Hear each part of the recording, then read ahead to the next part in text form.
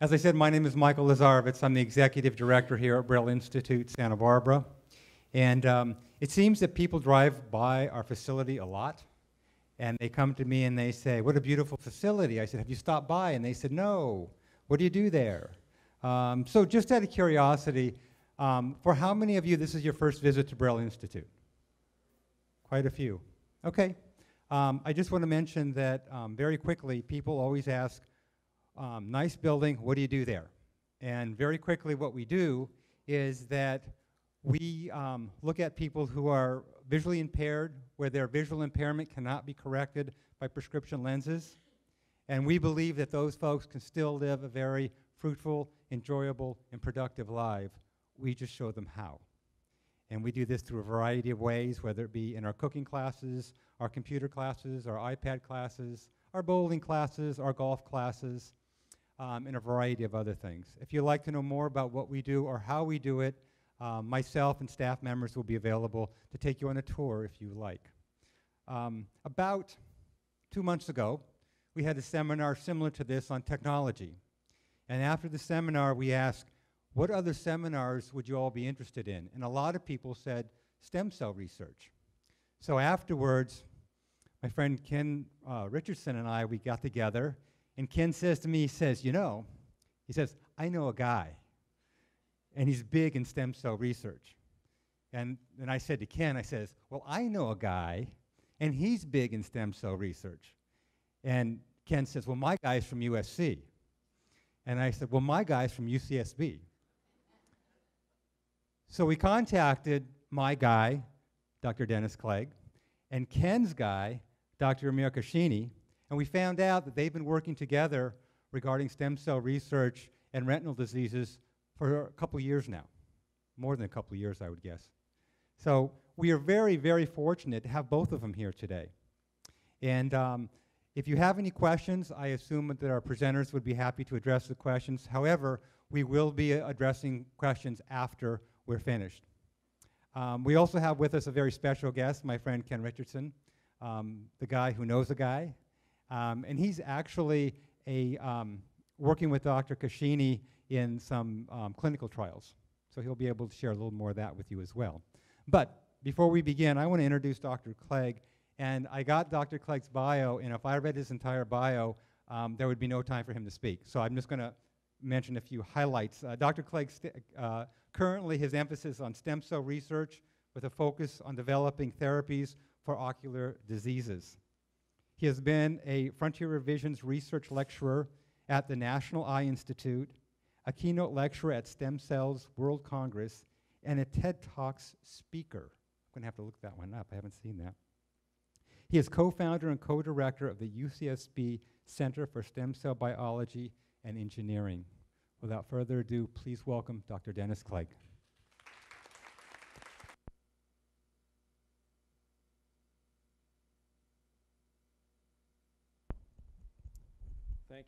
Thank you for that introduction. Can you hear me okay in the back? Okay, great. All right, well, as was mentioned, I've been working with Amir down at USC for about 10 years now with the group down there to develop a stem cell therapy for age-related macular degeneration. And that's what we're going to tell you about today. I'm going to start by giving you a little bit of background about stem cells, the different types of stem cells, and our efforts here at Santa Barbara to turn those stem cells into cells of the eye to use for therapy. And then Amir will tell you about the background related to the disease, the dry form of macular degeneration, and our clinical trial. Okay, so understanding eye diseases and related developments in stem cell therapy. Just up the road at Santa Barbara, you know, we don't have a medical school there. We have what we call the Center for Stem Cell Biology and Engineering, and it may surprise some people to know that actually we do medical research there. We try to develop new therapies and new ideas, combining engineering with biology, and then we like to collaborate with clinical units at other universities, like at USC. Now, if you look at this picture, that's Catherine Blaschke, an undergrad who was the first undergrad to grow embryonic stem cells in our lab, and she's looking at a culture of cells. And if you think about it, our bodies are made up of cells. And someone asked me the other day, how many cells are there in a human body? And I looked it up, and people do try to count those. About 37.2 trillion cells and 220 different types of cells in the human body, ranging from neurons that are very complicated and have long processes to fibroblasts that are all stretched out in your skin and crawling around, to heart cells that actually beat. And what you're seeing here is a movie made by David Buchholz in my lab showing human heart cells derived from stem cells that actually beat in the dish as they do in the heart. So we're interested in, can we make these cells and use them in therapies? And the idea is really to regenerate after disease or injury. In this whole field of regenerative medicine, the idea is to use cells as a therapy. And, you know, I looked up, I typed into Google cell therapy, and the first thing that popped up was this. It's a cell therapy hair treatment.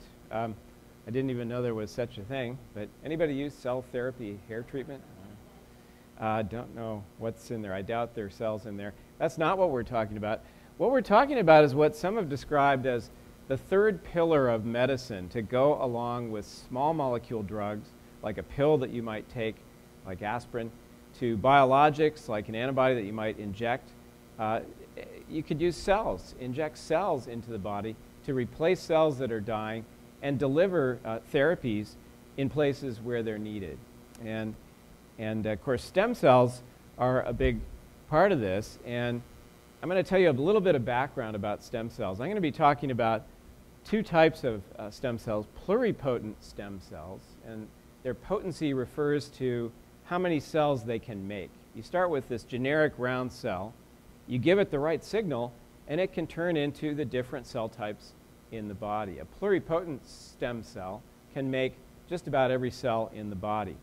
And that's to be contrasted with multipotent stem cells that can only make a few cell types.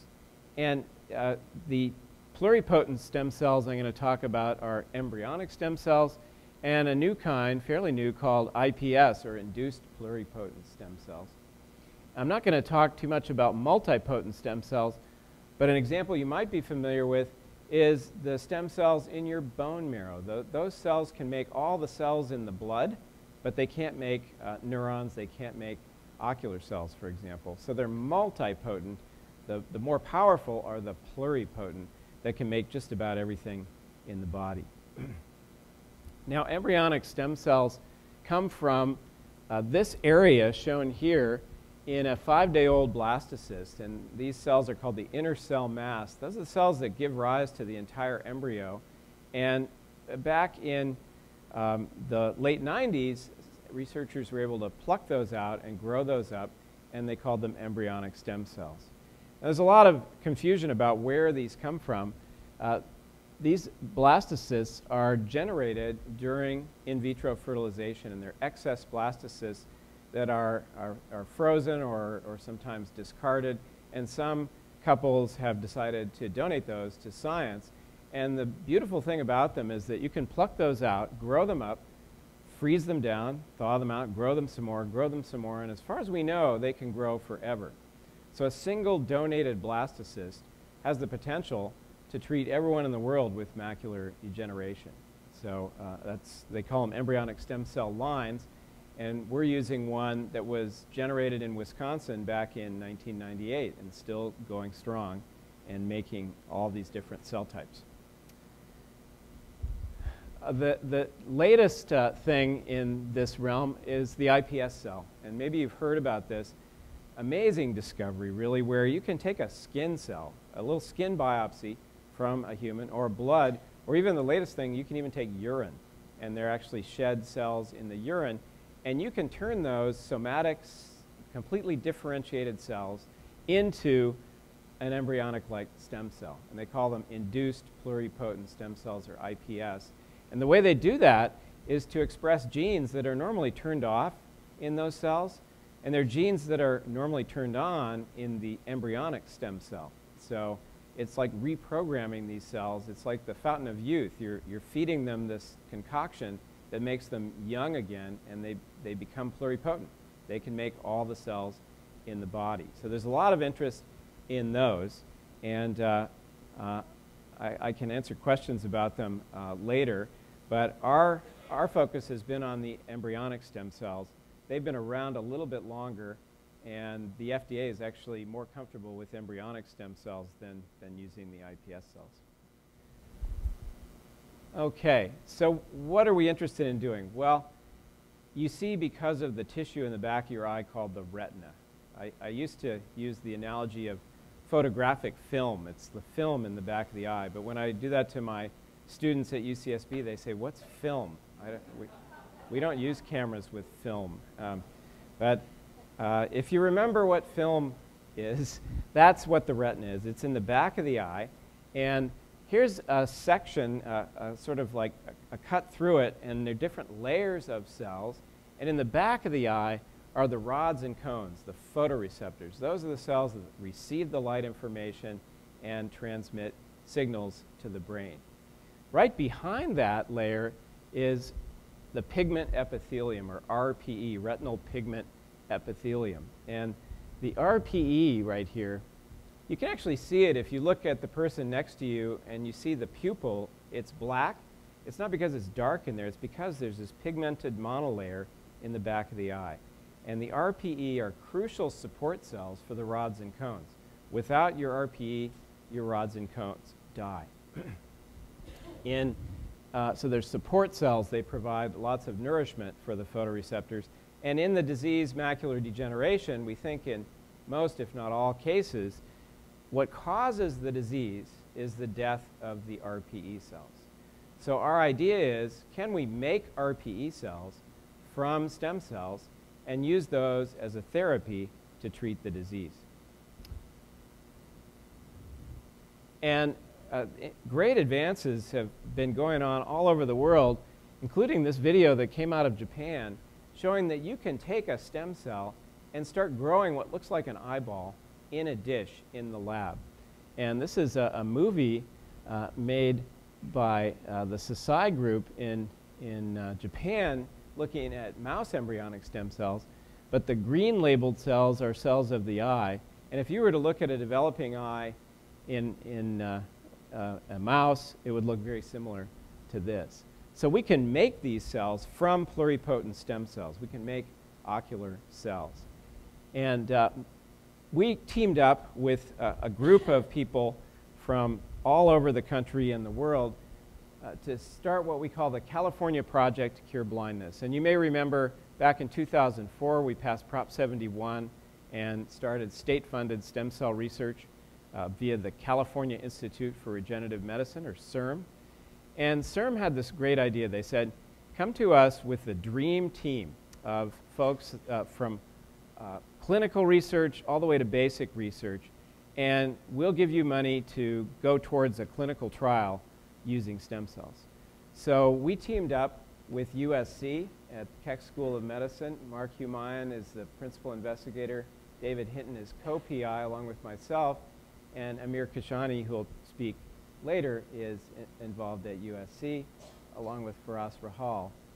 We also have University College London, Caltech, City of Hope, and a startup company called Regenerative Patch Technologies. And all of these entities brought different people to the table that had different expertise. And we were able to put together the preclinical research. We went to the FDA and asked, can we now start a phase 1 clinical trial? And they gave us the go-ahead to do that. And I don't have time to go through all the data, but the part we did at UCSB was to figure out how to make these cells. You start with a round cell that can make every cell in the body. How do you get it to make just the cell you want? And we had to trick it into thinking it was a developing eye. And so through a lot of experiments, led in part by Brittany Pennington, who spoke here not too long ago, we were able to take these cells and make them to retinal pigment epithelium, or RPE. And we can see 99% of the cells becoming RPE. And you can tell that they're RPE in part because they're pigmented. So you can see in figure A here, this sort of modeled appearance where you have about 40% of the cells becoming pigmented. Then through passaging them and working with them, we can get a nice homogeneous culture. Okay, the next thing to figure out was how do we introduce these? We could inject a suspension of cells, that's one option, or we could put them on a scaffold and put them in as a monolayer, as a graft. And if you think about macular degeneration, you're putting them into a situation that may not be very friendly.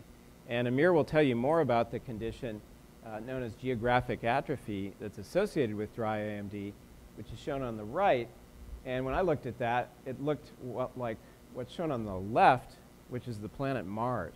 So it's almost like you're putting these cells on the planet Mars. So they need a little help, right? You need a little help. And so our approach is to put them on a scaffold that gives them a survival advantage.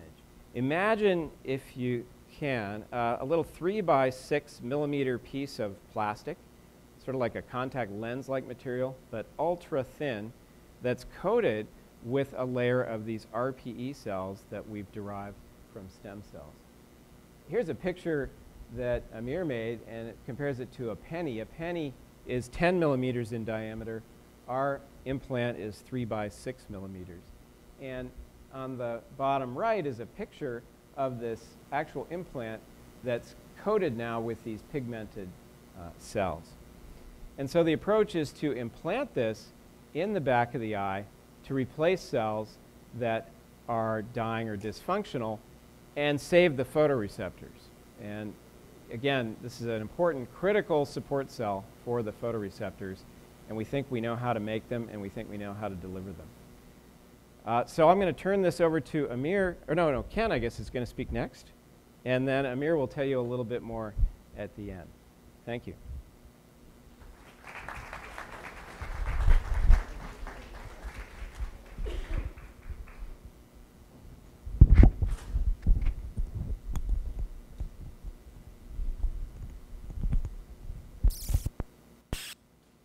Thank you, Dr. Clegg. Ken Richardson, if you have not met Ken, Ken is the former CEO of Hughes Aircraft.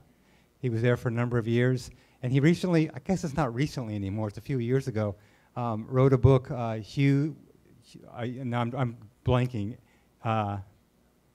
Hughes After Howard, the experiences with Hughes Aircraft. And Ken has been with Braille Institute. He's been a friend of Braille Institute for a number of years. We appreciate his help. We appreciate him being involved in putting this together. And I asked Ken to come up and share with you some of his experiences with the trial, the stem cell trial that he's working with Dr. Kashani with. Ken?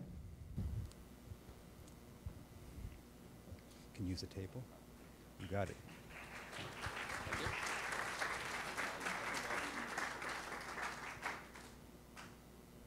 Hang on a second, I'll be right with you. Take your time. No space up here. No shelf full. Thank you, Michael. Whenever I get on the podium, I usually try not to talk about me. But Michael asked me to talk about me and my experience. So perhaps what I'll share with you may be helpful to your way of thinking on whatever's happened to you or what may happen to you in the future. Let's hope so. I'll give you 3 examples of what I've been through. But before doing so, anybody who is afflicted with a malady goes through a number of thinking processes and perhaps actions. First of all, to accept reality, that it has happened to them. Secondly, to try their best to find out what it means, either through history or some other writing. Then, try to make sure that the medical profession has something that perhaps may remedy the problem. And let's hope that that might be so, and if so, then perhaps you engage that. Then, benefit from the wisdom of others and advisors, such as here at Braille, on understanding what it is and what you might do about it. Then employ as many as possible of mechanical and electronic aids to supplant the difficulties you have. Finally, accept the drawbacks in life that you will face and perhaps change your lifestyle. In some cases, you may have to even face into regular care with a helper nearby. But any psychologist or religious person will tell you that there are two dominant things that always should be with you: a positive mental attitude and culturing and nurturing hope that someday your problem may be solved, probably through the medical profession. So remember that. Positive mental attitude plus always have hope. Here are my 3 examples. First of all, it was a plane crash. If any of you fly airplanes, please do not do something dumb and crash it, which I did after 1,000 hours of experience. And I shattered my airplane and almost shattered myself. Fortunately, I was rescued by 17 people. The medical profession did a good job of trying to restore what remained of me. I had 7 life-threatening things, all of which were solved. So I'm very dedicated to the medical profession for doing an excellent job. The one thing that didn't happen is I have a severed nerve in my left leg. Therefore, I kind of hobble around, and that's why I wear this thing. Hold this thing. Now, by the way, there are some advantages of doing this, because I was told that holding a cane makes me much more distinguished looking. Well, I appreciate that. So there's making the best of something that you have to get on with. The big thing I had to give up, of course, was flying, which I should have given up a month before this happened. Once again, kind of dumb. And then, of course, this lack of good posture, balance feeling while I'm standing up. So that's what happened, but here I am, and that was 23 years ago, so I feel good about that. Second thing was arthritis.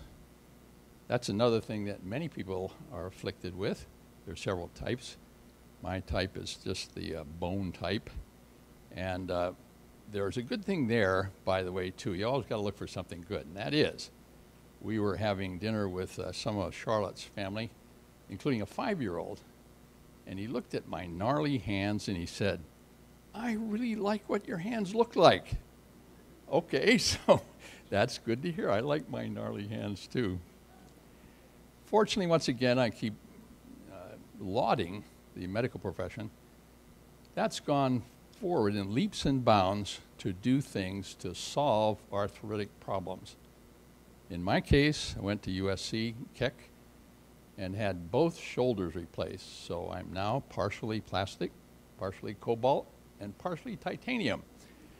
Now, in the business I was in, pretty good. We used a lot of those things to make other things, but in my case, now I'm artificial. And so, fortunately, that occurred very well to me. I forgot to say back at the plane crash, one thing on a positive mental attitude. As I mentioned, 2 months in the hospital, could not walk, a whole bunch of things, and I was buoyed up in my positive mental attitude by many, many visitors, many that I knew from the company. We had 85,000 employees, and probably every one of them came in to say hello, which is rather nice. But also Charlotte gave me this book, The Little Train That Could. It was all given to us when we were little kids, perhaps, and it has a phrase in it which really applied. I think I can, I think I can, I think I can, as the train tried to go up this very steep hill. I'm emotional about this. Charlotte? Is that mental? So anyway, okay, now back to arthritis. The only penalty was I had to give up backpacking and golf. Once again, I thank Charlotte. We used to play golf all the time. It was a good bonding between us. I don't do it anymore, so I'm glad she's not abandoned me. Now, macular degeneration, which, as you know, is a curse afflicting many people, especially seniors. And I have had it now for about 15 years.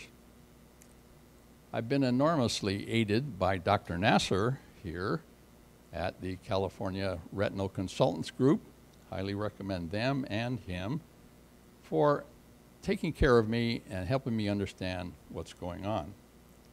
Also to Braille, because Braille can help you overcome some rather horrible problems. What horrible problem? To me, hadn't been overcome yet, the worst thing was having to give up driving, giving up my independence. That's almost un-American. The government should do something about that and not allow it to happen. But it's because of failing eyesight. I now have my hope restored that someday the medical profession may get there. And guess what? We are about there with stem cell implantation. I'm very delighted that Dr. Kashani at USC is going to be doing this to me. In order to get qualified, I had to go through 4 different very detailed medical exams down at USC and also in Beverly Hills, which is a counterpunch, you might say, to USC's work. 2 more to go, but I think those are just preliminary to the actual surgery. So I'm really looking forward to having this happen. Why? What was that? Oh, my cane. Oh, boy. Now that woke everybody up, didn't it? Thank you.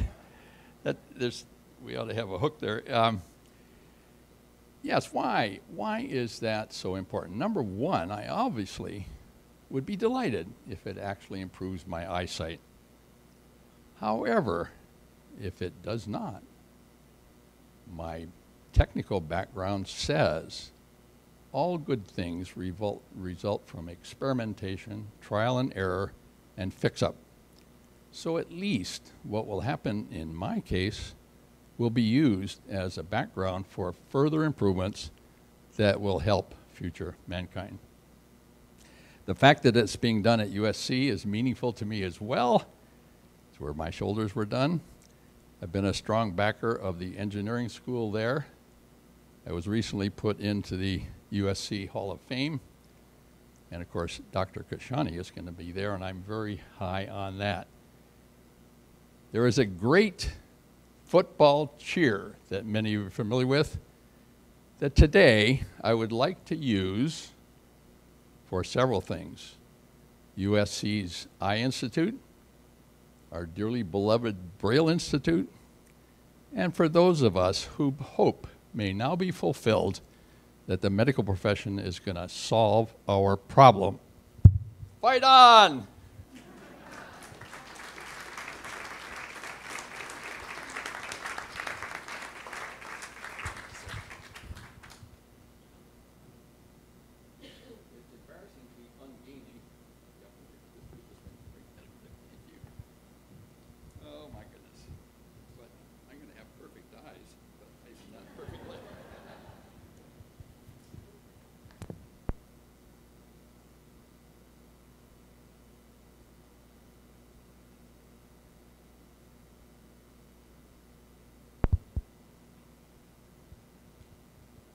Thank you, Ken. I appreciate it.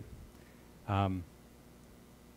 Kashani, like Dr. Clegg, has an extensive background, so I'm just going to hit the highlights here. Dr. Kashani completed his MD and PhD in neuroscience. He completed ophthalmology the Roski Eye Institute. Dr. Kashani is now a clinical scientist with an active practice in both surgical and retinal diseases. He is developing a new novel diagnostic and therapeutic method treating retinal diseases, and I'm guessing you already knew that regarding stem cell therapy. It is my pleasure to introduce to you Dr. Amir Kashani.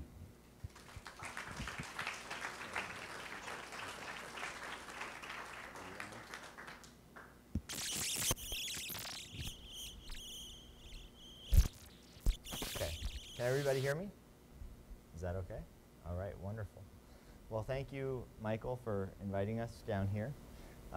Thank you to Dennis as well for the collaborations. My name is Amir Kashani, and I was lucky enough to meet Dennis and the other collaborators, Dr. Mark Hamayun and Dr. David Hinton, who had spent a significant amount of time over the last decade developing these basic science methods that allow us to take these cells and transform them into the kinds of cells that he described to you that we need to treat diseases.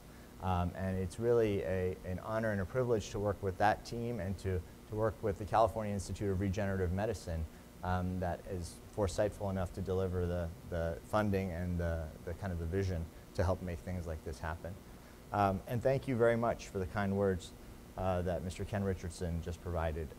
You know, clinical trials, patients in general are heroes and are really meaningful to our advancements in medicine.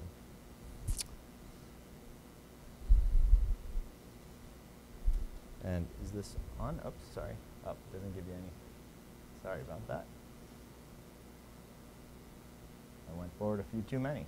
Okay, so here we go. So what I'm going to tell you about today is a little bit about macular degeneration, just to get us all on the same page about what we're talking about. And then I'll tell you about how stem cell-based therapies provide some potential for treating both the vision loss and the degeneration that results from it. So what is macular degeneration?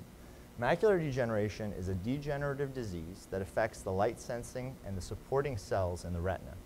And it basically leads to vision loss in the center part of your vision. And it's one of the leading causes of vision loss in the developed world, meaning Europe and the United States. The degeneration is caused by multiple factors. Oftentimes people ask, what is a single cause? And we don't have a single cause for macular degeneration, just like we don't have a single cause for many of the diseases. But some of the causes are related to abnormal metabolites that are produced by the sick RPE cells that Dr. Clegg told you about. So some of the gold deposits, which you see over there, is the retinal pigment epithelium that's blown up. And some of the gold deposits that you see right below those cells represent the abnormal metabolites that accumulate between the retinal pigment epithelium and its blood supply. And we know that these are abnormal, and they have a lot of metabolites that are normal things that are processed by those cells and usually discarded by the blood supply. In the process of developing those abnormal metabolites and those gold deposits that you see up there, we know a lot of other things happen. There's abnormalities in blood flow, nutrient delivery to the overlying retina and the retinal pigment epithelium, as well as taking away of toxic byproducts. This causes inflammation, it causes dysregulation in oxygen metabolism, oxidative damage, a number of things. But the bottom line is we don't know the single cause. But what we do know is that all of this results in the death of that retinal pigment epithelium that Dr. Clegg, Dennis just told you about. So when we look in the back of somebody's eye, when you go to your eye doctor, they dilate your eyes and they look back, we can actually see those gold deposits. And you see them up there in the upper right. Those little gold things that are speckled all throughout the retina are the gold deposits that I was talking about in the last slide. The more of those you have, the more advanced your disease. The less you have, the more mild your disease. So as you accumulate more and more of those, what happens is that the overlying cells, the RP, become sick. And just like Dennis said, those are darkly pigmented cells. So when they disappear, what you see is in the lower right corner. You see that big white spot with kind of the black lines through it, right here. And this is where the RPE has died. It's a nice circumscribed shape. And that's where your central vision would have been lost, or is lost in that particular case. So we can actually see this disease process. We can see the death of a single cell type within the retina. And because those cells are dead, the overlying retina doesn't see or sense light as it normally would, and therefore you can't see it. Now, one of the key points there is that the overlying retina, which are the light-sensing cells, are still at least partly intact. That's the dry form. So that's the advanced dry form of macular degeneration. There's another kind of macular degeneration, which you've probably heard about, and this is the wet form of macular degeneration. So as those toxic metabolites build up underneath the RPE, what can also happen is it results in a growth of abnormal blood vessels. And those blood vessels can leak blood or cause swelling within the retina that then causes vision loss for other reasons. And that we call that the advanced form of neovascular age-related macular degeneration. So 90% of macular degeneration is the dry form, somewhere in the range of mild to advanced. That's what most people will have over the age of 60. And about 10% is the neovascular form of age-related macular degeneration. So when you come into clinic, or hopefully not you, but when somebody comes into clinic with macular degeneration, what is it that they see?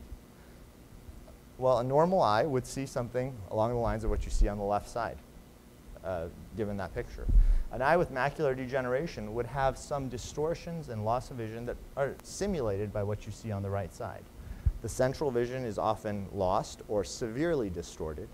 And if it's not lost, it's sometimes distorted enough that it causes it very difficult to read or to recognize faces. And oftentimes, if you go to your ophthalmologist, what they'll tell you to do is to look at a grid like this, if you have macular degeneration, and look for the distortions in the lines. Because where those toxic deposits are developing underneath the RPE, they often cause the cells to not work as well. And so people don't perceive light or perceive lines to be straight in those regions.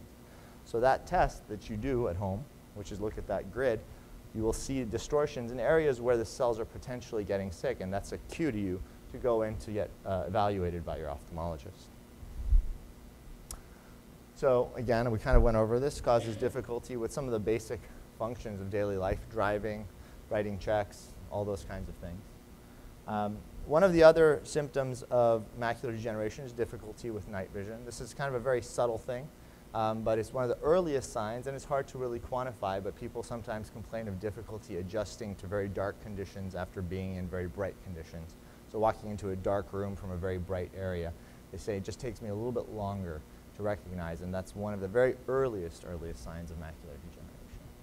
So I've told you all these bad things about macular degeneration. So what is it that we can do to help alleviate it or to prevent its progression? Well, there's two things. They're modifiable and they're non-modifiable risk factors. So unfortunately, non-modifiable risk factors is age, one of those. So we know that about 13%, 12% of people over the age of 80 will have some form of macular degeneration. And it's graded less and less as people are younger. About 24 million people will be affected worldwide, or were affected in 2010. What are the other non-modifiable risk factors? Genetics. People frequently ask this question. Is there a genetic test that I can take? How can I find out what my risk is? The simple answer is there's no clinically proven or recommended test to evaluate your risk for macular degeneration. There are lots of genes and gene mutations that have been associated with macular degeneration, but none of those have resulted in a clinical therapy yet because we don't exactly know what all of them mean and how all of them will work out.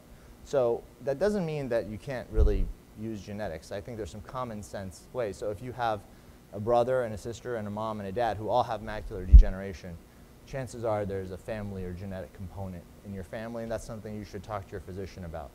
If nobody in your family has been affected, then chances are less. But there's no clinical testing that's recommended at this point. Other non-modifiable risk factors are Caucasians, having Caucasian race. So modifiable risk factors, there are several. The most important of which is smoking. Smoking easily doubles or more your chance of developing macular degeneration from whatever your baseline risk is.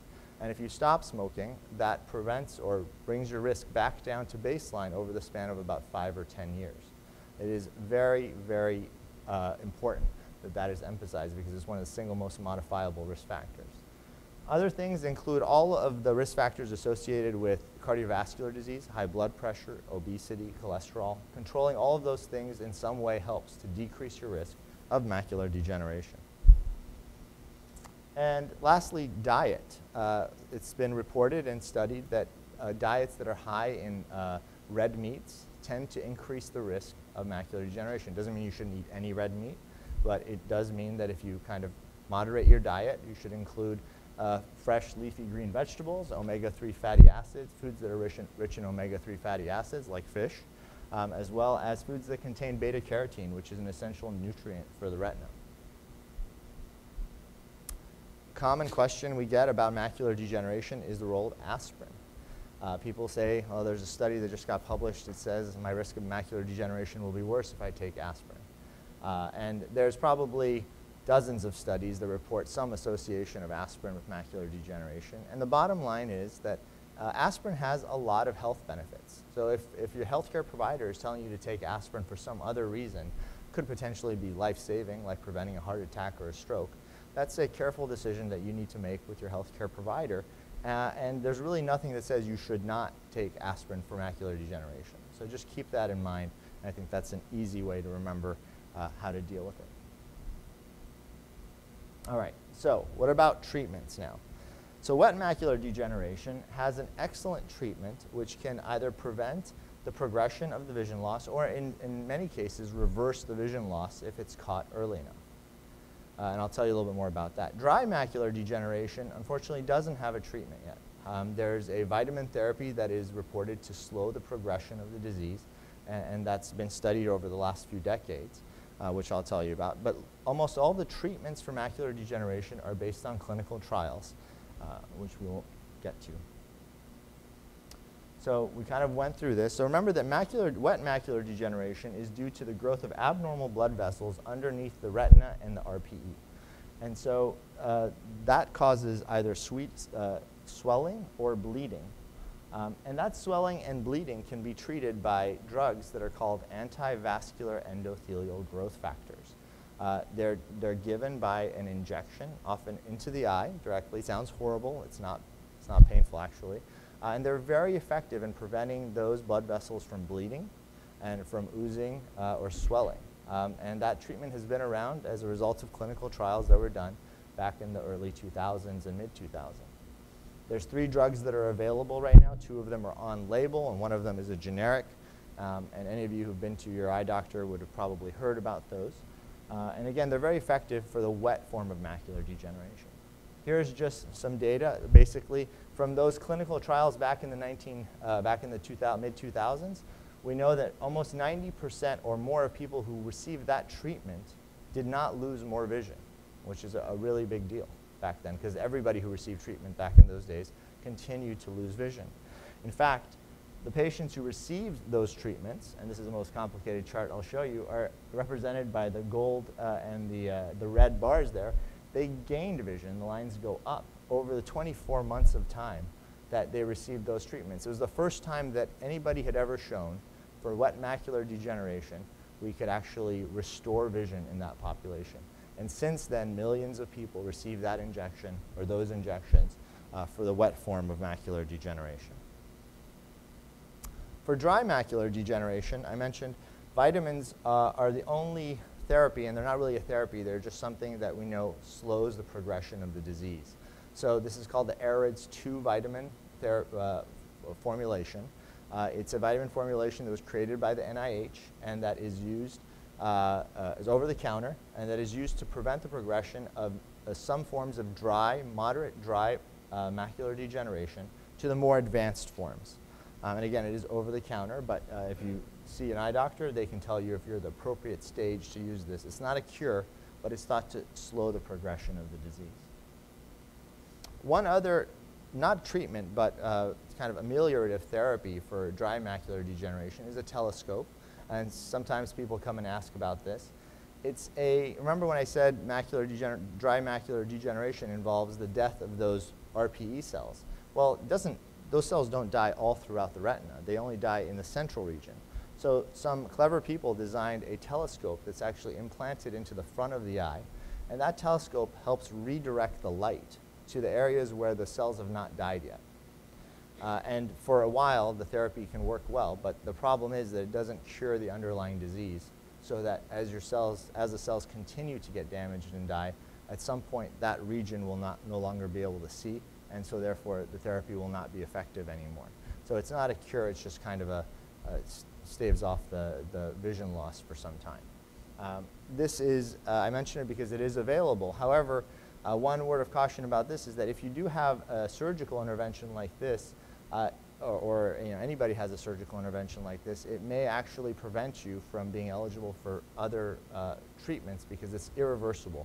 It's a surgical-based therapy, so it has not been as popular as it once was, since new therapies are constantly coming out. So one source of information for everybody is clinicaltrials.gov.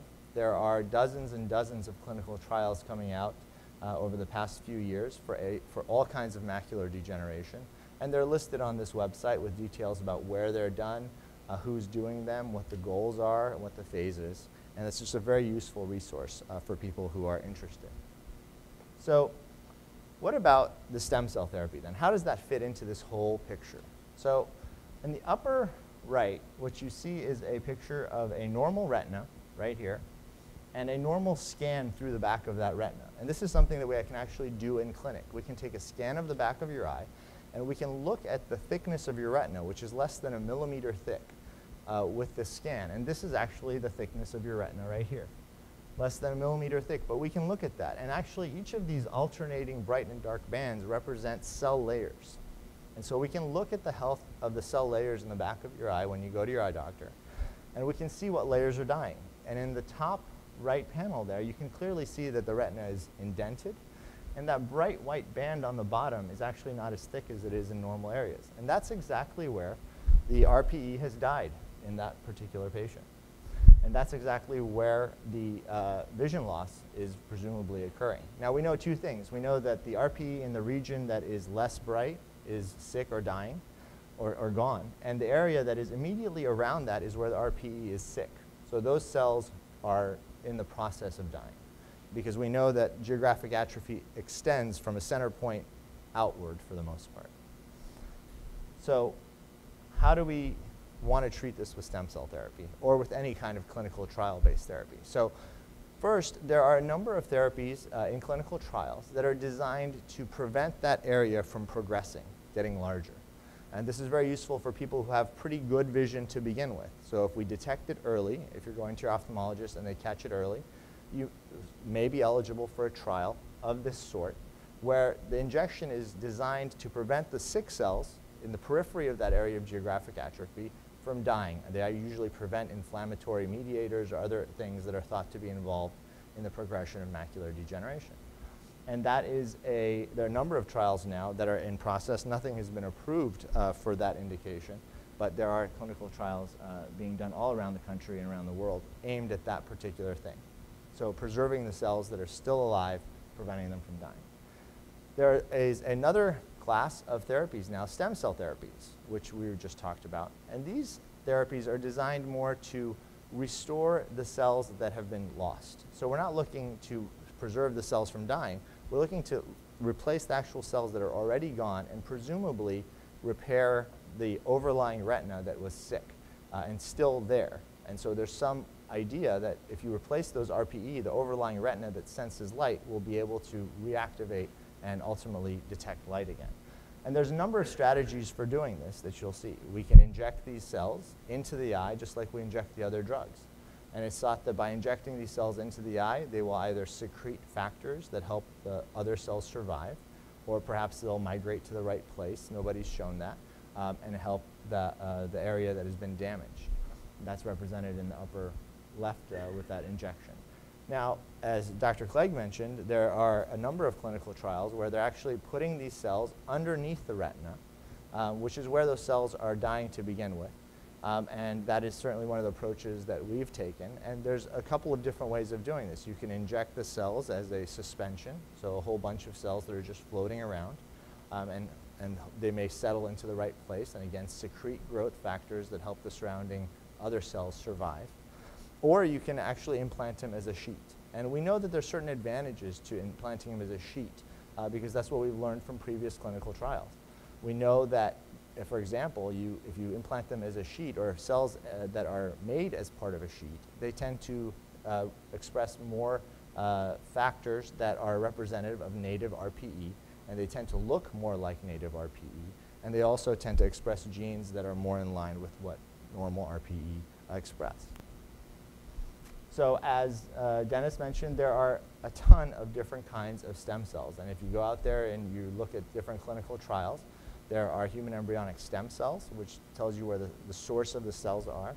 There are induced pluripotent stem cells. There are bone marrow stem cells. And all of these are being used in various kinds of clinical trials.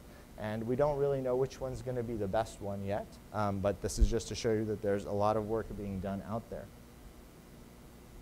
So The approach that we've taken with Dr. Clegg and the other collaborators is to develop these stem cells into RPE and to plate them as that single cell layer that we talked about. So I showed you in that slide where the cells are dying, there's a single cell layer that's gone.